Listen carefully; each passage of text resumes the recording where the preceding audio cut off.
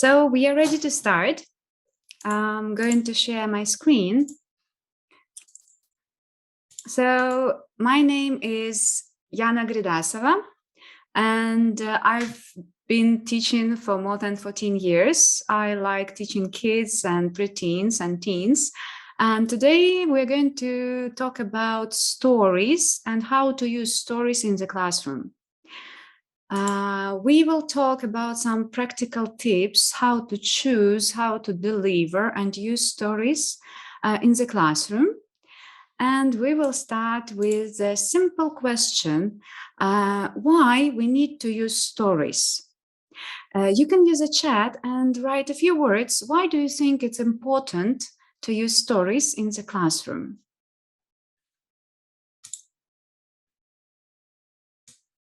Motivation, good.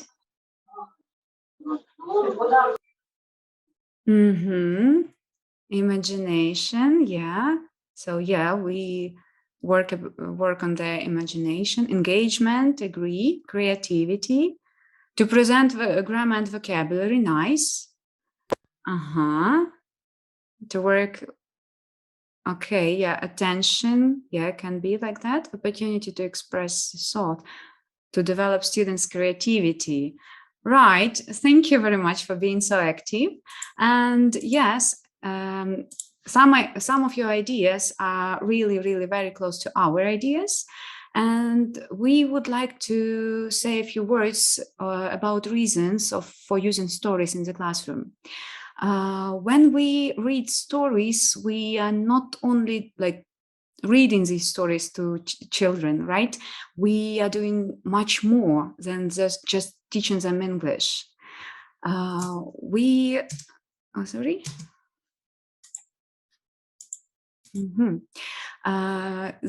you said, we can like develop their imagination. We explore other countries, cultures. We teach them some like basic knowledge about the world. And listening to and participation in the stories also can help us to develop a range of psychological, social, cultural skills. And again, it makes perfect sense to make a storytelling with your like learners a regular part of your routine. What else we would like to say about book collection? So there are many books and many stories to choose from. But unfortunately, not all of them are appropriate if to talk about young learners, for example. And we have some, like a piece of advice, how to choose a book. Before we start talking about that, have a look at the question. What do you, personally, pay attention to when you think about the book or about the story that you will read for your students? Could you type the answer in your chat, please? About their level, yeah, agree. Is it appropriate to their age? Okay. Yeah, again, age. Useful vocabulary, familiar. Okay, level. Interests, yes, can agree. Super. Yeah, thank you very much. Again, pictures, yeah, it's very important if to talk about young learners. Grammar and about topics also. Okay, yeah, thank you. Before you buy anything, we have some specific characteristic you should look for, especially if you talk about young learners. Are there any repetitive words and phrases? If you work with young learners or preteens, it is easier for them to memorize something that is that can be repeated a few times. To pay attention to that, is it easy to follow? A predictable or familiar storyline. It is a good idea when you have a story that consists of a few parts, for example, 3 or 4, and after each part you can ask them some questions to predict what will be next, for example, or what they think can be at the end of the story. Some of you mentioned pictures or illustrations. Yes, it's very important because they are kinesthetic and they need to like concentrate. They like bright colors, they like pictures, and these illustrations can help us as teachers to support our students and help them to understand the story better. Are there interesting characters? It is also important because they like some like bright characters, heroes, and so on. Humor, lots of action. Okay, exciting ending with appropriate conclusion. Some of you also mention it. Clear message or moral. Appropriate for if to talk about age or level also was mentioned. And topics that can link into the curriculum. We all are teachers and we have like our curriculum and we need to follow it. And when we choose a story and when we choose a book, we need to think also and keep in mind that it should link into our curriculum. Okay, if to talk about space, how to use like space in the classroom to prepare our students for storytelling. If it is possible, you can use a carpet, for example, and ask your children to sit in a circle or mini circles. If it is not possible, it is also a good idea just to move the furniture around and like to make a bigger space for sitting and for listening. If you want to avoid interruption and asking a lot of questions during a reading, you may like to establish some rules. For example, ask your children to ask their question at the end of the story. When you are sitting and reading, don't forget to make sure that everyone can see both you and the book. Because if the child can't see the book, they will miss information and they lose interest and can be easily distracted. And finally, we should keep in mind that we can only begin reading when everyone is settled and focused. How to generate interest? Well, when you present a book or a story, you can, for example, slowly reveal the cover and let your student guess what book is it or what story is it. You can hide the book and ask your students to find it somewhere in the classroom. Or if they like reading and they are waiting for a new story, you can bring the book and in a special bag or a box. It can be even a box. I'm sorry. Can be even a box with bright colors, and it will look like a present for them. It is very important also to provide language support. We have a picture of a book without a title, but it is a nice picture of a frog in a crown. So in the same way, you can ask your students to look at the cover of the book and elicit from them ideas. What is this book about? Or who is the main hero? Or why it is a frog here on the cover? Do you think it's about the frog or something like that? You should also keep in mind that you have to provide language support by using flashcards or even better real objects to teach key vocabulary, to make it easier for your students to understand what is going on in the story. And also a good idea to teach them a rhyme or a game that is connected to the topic or language used in the story. For example, if you have a story about boatmen, this is a very famous story, there is a nice game that you can play with your students before reading this story. And the language that they need to use in this game will be absolutely and very nice connected to the story of a boatman. And again, one more tip, they can predict what the story is about you can show them image and or read some like phrases or sentences from the story and ask them to predict what the story is about. And we are going to share some follow-up activities that you can use in the classroom after reading the story.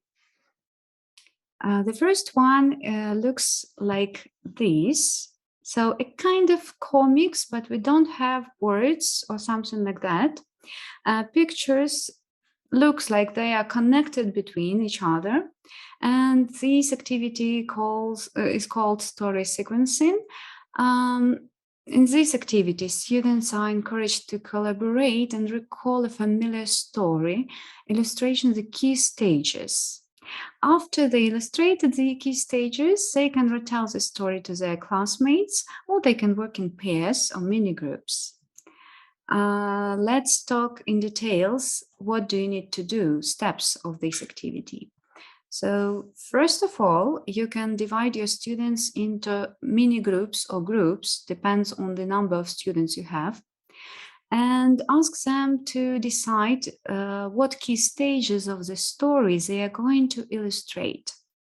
If you have stronger groups of students, you can ask them to think about more stages. And then you, or if you have like preteen group of students, you can ask them to do the same. You give them a blank paper to each group and ask them to draw lines and divide this paper into equal sized box.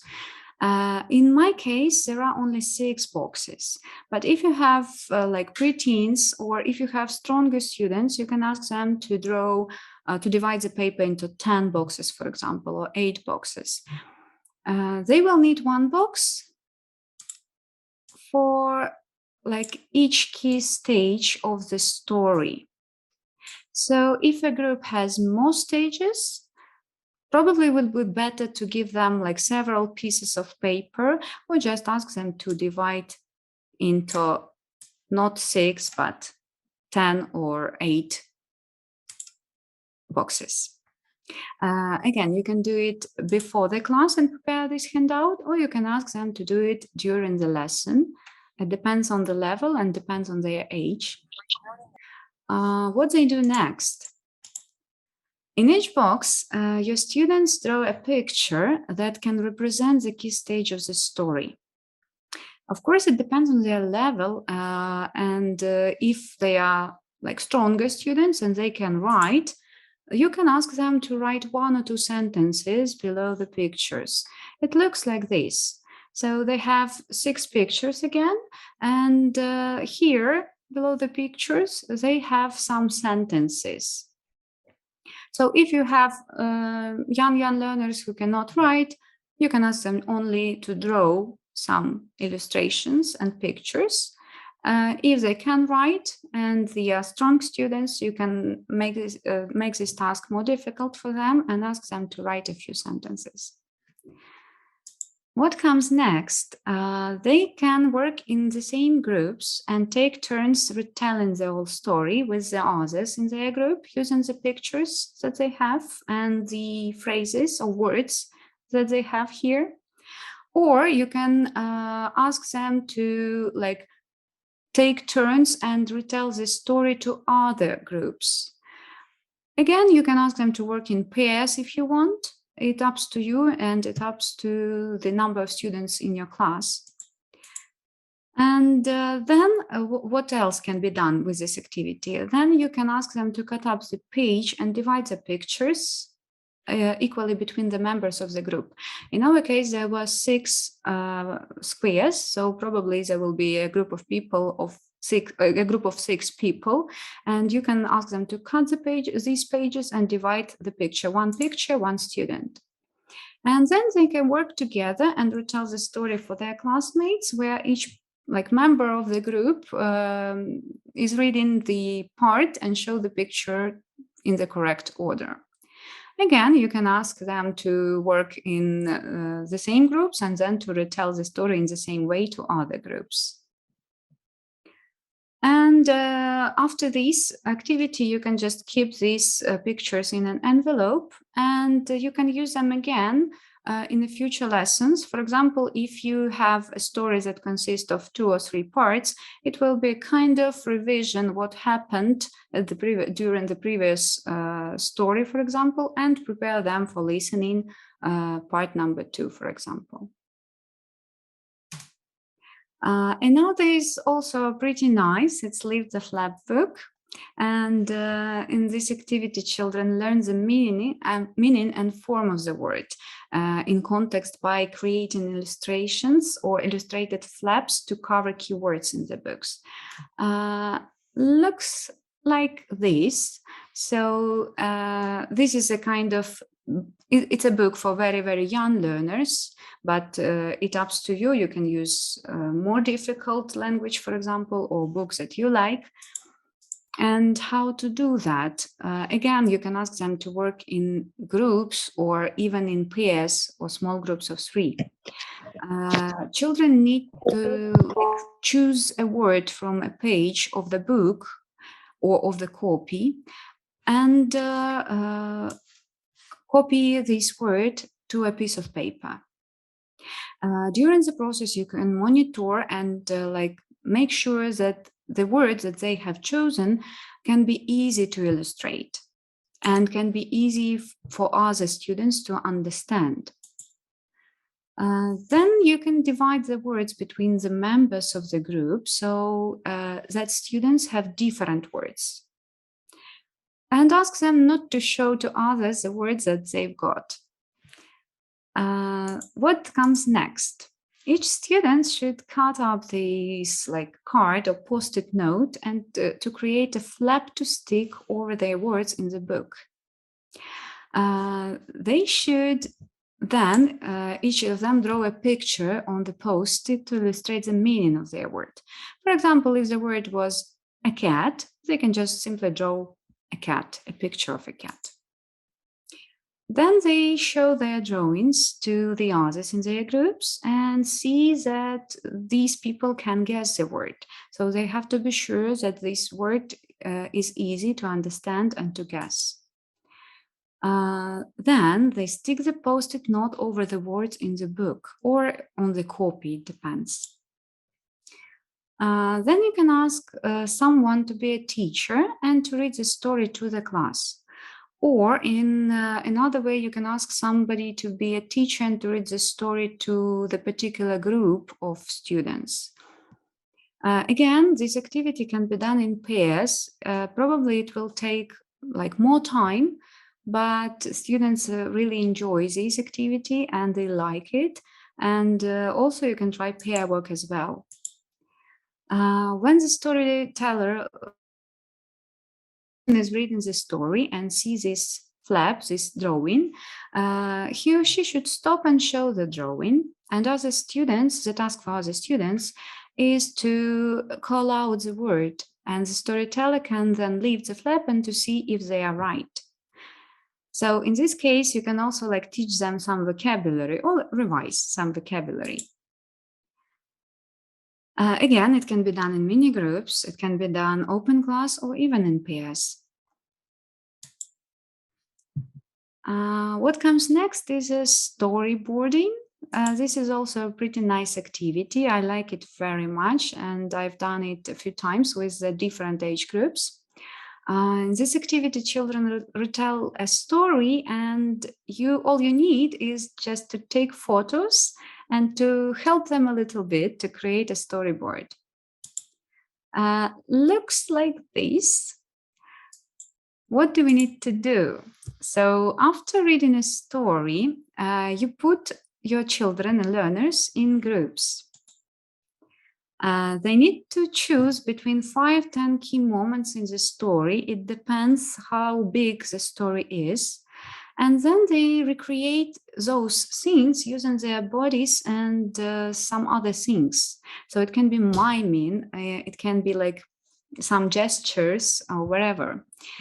Of course, keep in mind that depending on your class size and the time you have available, you could ask each group to choose and recreate their own key sense, or choose a key sense as a class and assign 1 or 2 to each group. Up to you. So then you just like take a picture take a photo of each scene, and all you need is just to print them out. Then you can either you can ask your students, either you can do it individually, like by yourself. You can ask them to put the images in order and then take turns to retell the story to each other. So they have real photos with real people, and they can use these photos to retell the story. Again, it depends on their level. If they can write, you can ask them to write sentences below each image and just like put it together and to make up something like a book. We have also a shortened version of this activity. It's just like to photocopy images from the story. You can laminate if it is possible, mix them and give one photo to like each member of the group. And then they have to, again, retell the story by using the photos in the correct order. Again, it can be made into a race with points. You can give them some points. For example, if the story was retold in a good way. So it looks like this. Imagine that they are real photos, and if they are strong students, they can write something below the photos, or you can just print the photos and then give to them, and they can retell the story by looking at the photo and some sentences they have. We are going to try one more activity with you right now. Here we have like a title or a name of the story, Kit Kat. Could you please type in the chat what this story can be about? Just a few words. So you have only a title here. Any ideas what the story is about? Kitten, about the kitten with the name Cat. Someone who is hungry. About chocolate. Interesting. Something sweet. Cat. Okay. Food. Chocolate. Kittens. Oh, it's so nice. About animals. Interesting. A cat. Bananas. Even bananas. A party. I like your ideas. Really. Chocolate bar. Keep in mind this idea. About small girl. Maybe. Okay, thank you. Thank you very much for these bright ideas. So it was a kind of eliciting from you, right? So you have only a title, you don't know what the story is about. And I was interested to know what do you think about this.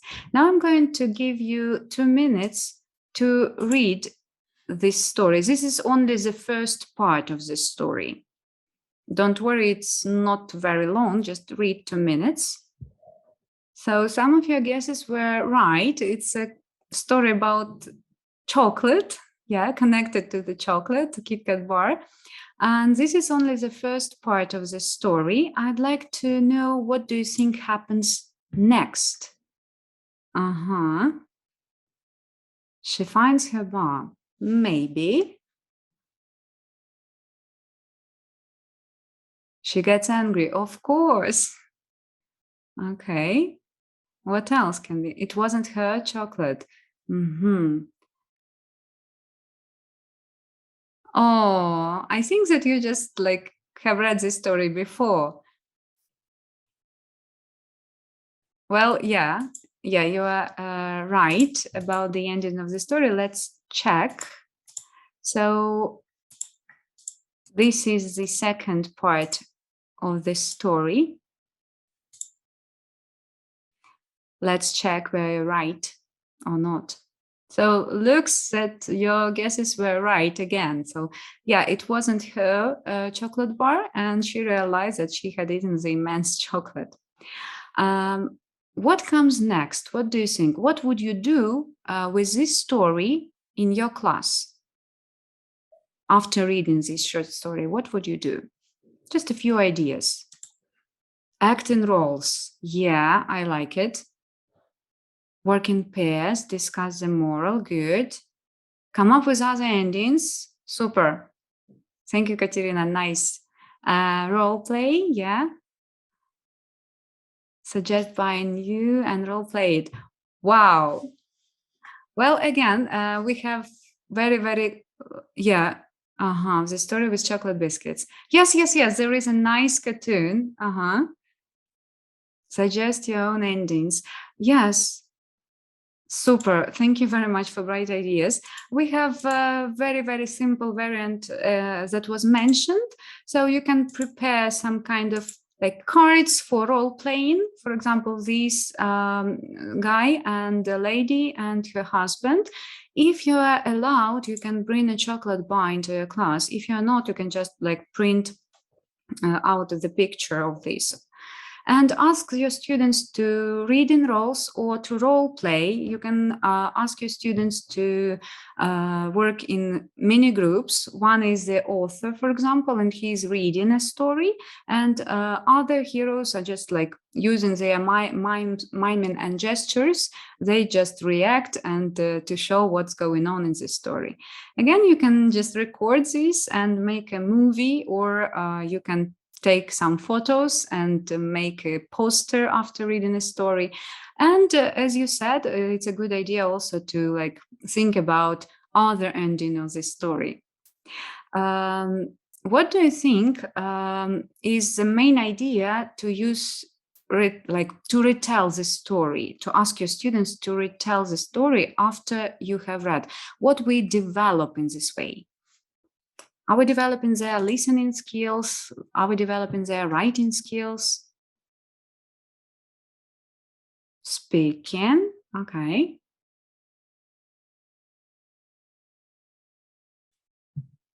Speaking and writing, can agree. Yes. Reading, fluency, again, yes, you're absolutely right.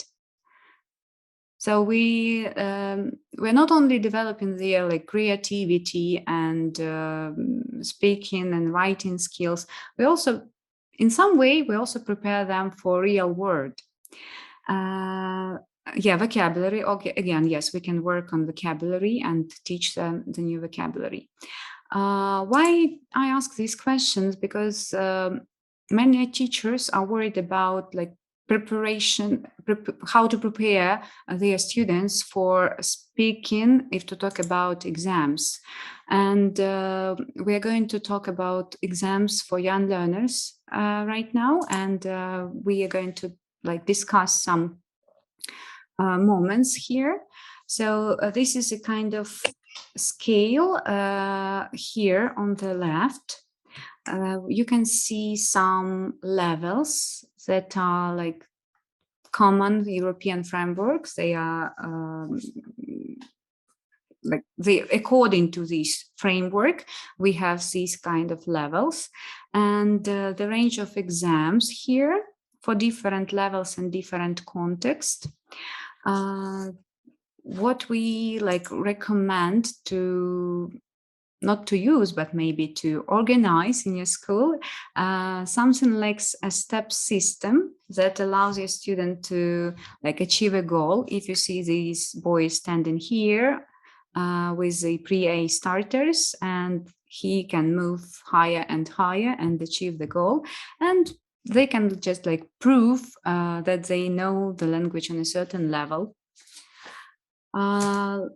Now we have a short quiz. How much do you know about young learners exams? And the first question for you is to think, and to type your answer, you can just like type the number. How many levels are there in the young learners exams? 2,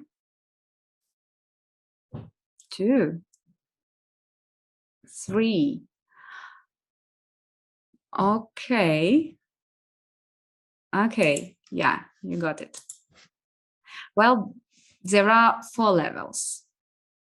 Not only starters, movers, flyers, but then it comes cat, pet, if you remember. So one of them like connected with the young learners. Oh, okay. There are 4 parts in the starters exam. What about movers exam? How many parts are there in the movers exam? You think 4, 3, or 5? 3. Well, yeah, there are 3 parts in the movers exam. Yeah, in starters there are 4, but in movers there are 3. And we have to say a few words about the starters exam that it lasts for 2 hours maximum, and during the speaking part there are 2 kids and 2 examiners in the room. The exams for young learners, they are designed to motivate young learners and build their confidence step by step. If to talk about age, these exams are for students up to 12. There is no fail option. They cannot fail. Every child can get a certificate. The materials are colorful and fun, and children really enjoy the process. And the exams are available on demand. So if you would like to pass an exam, if you have a group of students who are ready, you can just contact a center and ask about the date. The certificates look like this. So on the left, you see a certificate that a child gets with a name, with a level, and the results. Here we have flyers, example of flyer certificate. So we have 3 blocks like reading and writing, listening and speaking, and the children or their parents can see their results if to talk about each block of the exam. And on the right, there is also a document that you can read as a teacher or parents can read.